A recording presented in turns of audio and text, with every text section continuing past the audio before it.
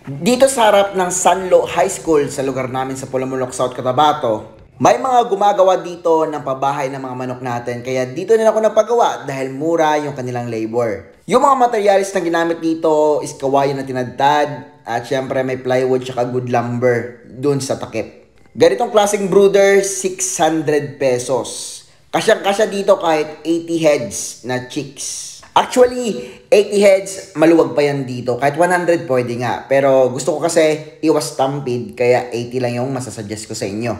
Dito sa screen ako yung bumili. Yung gusto ko kasing screen floor, yung pinakamakapal na available dito sa amin at galvanized na. Yung bukasan naman nito para medyo soft, ako na mismo yung bumili ng bisagra. 10 pesos lang naman kada isa. O di ba napakamura kasi yung ibang brooder po gumagastos sila ng ilang libo para lang doon sa brooder. Kaya matagal yung balik ng investment kasi nga mahal pa yung gamit kumpara sa ating mga manok. Dito sa pagmamanok talaga dapat wise ka kung ano yung mga bibilhin mo. Kung gusto mong mabilis lang yung balik ng investment sa'yo, magtipid ka gamit yung mga techniques natin.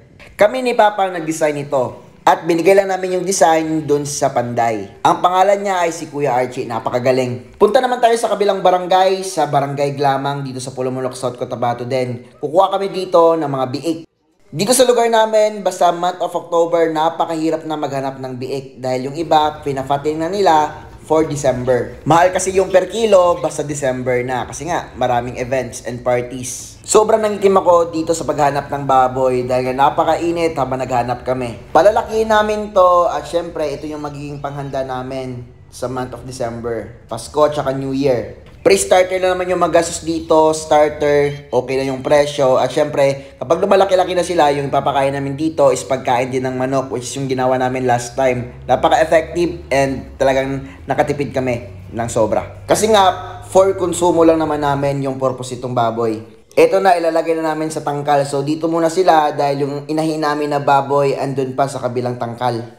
Next na gagawin natin, papakita ko sa inyo yung mga bagong harvest namin mga sisiw. Ito sila kahapon, tingnan nyo mabuti. Na-harvest lang po yan kaninang umaga. Tsaka ito na sila ngayon. Yung batch nito is nasa 170 plus. May papakita din ako sa inyo, ito yung mga naiwan kahapon. Ito yung mga selection ko at gagawin ko itong breeders. Halos sa mga manok kasi namin nauubos na dahil grabe yung buyer na pumupunta dito. Sa isang araw, daming kumakontacts para makabili ng sisiw kaso nga fully booked na tayo. Ito pa, meron tayo mga Black Australops dito tsaka Rhode Island Reds. May mga Decal Browns din. Sobrang sarap sa feeling makaharvest ng ganito karaming mga sisiw. And kung napapansin nyo, super healthy po sila. Intenso Plus yung vitamins ko dito sa tubig at syempre King's Vita Plus sa pagkain nila. After 1 hour, pinakain at pinainom na natin yung ating mga biik. Ang dalawa dito ay para sa Pasko, yung isa naman para sa New Year. And the month of December kasi kapag nagpalitsyon ka, sobrang mahal na. Don't worry, itong mga baboy natin na biik is ililipat natin to sa kanilang bahay talaga. Pero sa ngayon, dito lang muna sila. Lalaki sana yung bibili namin para mabilis lumaki, kaso isa lang yung lalaki at yung dalawa babae na. Bago mapakain sa manok, harvest muna ako ng itlog. Ito na yung last harvest of the day namin. Sa isang araw kasi 3 to 5 times a day kami nag-harvest ng itlog. Talagang mapapasabi ka, libre yung ulam dito. Ngunit meron pa tayong mga projects, pero makakatikim pa rin naman tayo ng mga itlog, lalong-lalo na kapag merong mga cracks. Siguro sa isang araw, meron talagang isang itlog or 3 itlog na merong cracks. Last harvest ko dito sa breeding pen number 3 is almost 20 eggs, at itong isa may cracks, uulamin ko to mamaya. Isasabay ko to sa itlog ng mga bantams. Dito naman tayo sa mga Black Australops natin, may mga nangitlog dito sa baba dahil nga sila yung mga dumalaga. Pero yung nasa tamang edad na, sa pugad po talaga nangingitlog. Hindi din magpapahuli mga native chickens natin. Ito naman yung inahin. Binili na to ng uncle ko. Buntis na rin pala ito at malapit itong mga anak, November na. Hindi ko gusto alagaan ng baboy pero masarap kasi kaya talaga nag-alaga na rin ako. Nagpapatubig na si Papang at ready na kami magpakain sa aming mga alagang manok. 3:30 PM na ngayon at kita yung mga manok natin ready na para kumain ng kanilang mga patuka. Dahil sinusunod nila yung kanilang body clock. Yung nilalagay namin sa tubig is mga asukal para mas magana silang kumain. Sa pagkain naman is King's Vita Plus. Papakita ko sa inyo mamaya kung paano ito gamitin. Ito yung King's Vita Plus, isang pakete nito is good for 50 kilos of feeds. Kahit saan ka kasi maghanap na agri-vet, itong King's Vita Plus kompletong-kompleto na sa lahat ng hinahanap mo. Ini-estimate lang namin yung paggamit ng ganitong animal feed supplement dahil sanay na kaming gumamit nito. Ihalo na ito ni Papang sa feeds namin na organic at meron din commercial.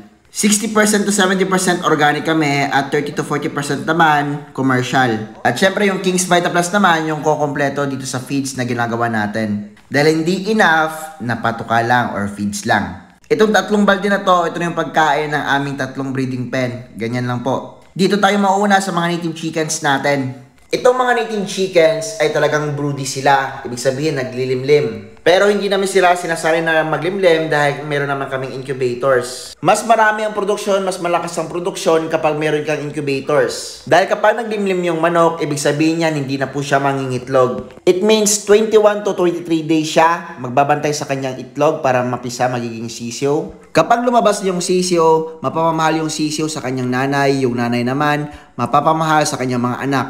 Kapag hiniwalay natin, masistress yung mga sisiyo at mamamatay yung iba. Kaya yung inahin yung mababantay sa sisiyo, 1 month to 2 months. Ibig sabihin, almost 3 months walang produksyon yung inyong manok na pinalimlim nyo. Kaya mas mabuti sa ganitong negosyo, meron ka talagang incubator. Yung maganda din po yung pagkakalibrate. Itong mga Black Australops natin, napakalakas pong mangitlog. Actually, mas malakas silang mangitlog kumpara sa Rhode Island Red. Yun din po yung napansin ko. And based on my research, Black Australorp yung malakas mangitlog kumpara sa Rhode Island Red. Pero sa market ngayon, mas malakas talaga ang Rhode Island Red. Depende din po yan sa breeder kung ano yung gusto niya. For meat or egg production, pwede yung dalawang breeds na yon, Black Australorp or Rhode Island Red. Masarap din ang karne ng mga manok na to. Hindi lang masyadong na-introduce dito sa Pilipinas. Dito naman tayo sa ating breeding pen number 3. Next year, focus na tayo sa ating grower. Gusto ko kasing ipamalas yung lasa ng mga manok na to at syempre yung mga produksyon natin dito. Magpapatayo tayo ng restaurants, frozen products, para magiging farm to table na tayo. At syempre, agri-vet. Dahil nga, meron naman tayong mga mixing na ating feeds. Atin na yung feeds, atin na yung mga breeders, atin na yung hatchery. Tayo na yung magpapalaki, tayo din po yung magdidispose at magpapatikim sa mga tao sa lasa ng mga manok natin. Hindi naman ganito yung manukan natin dati.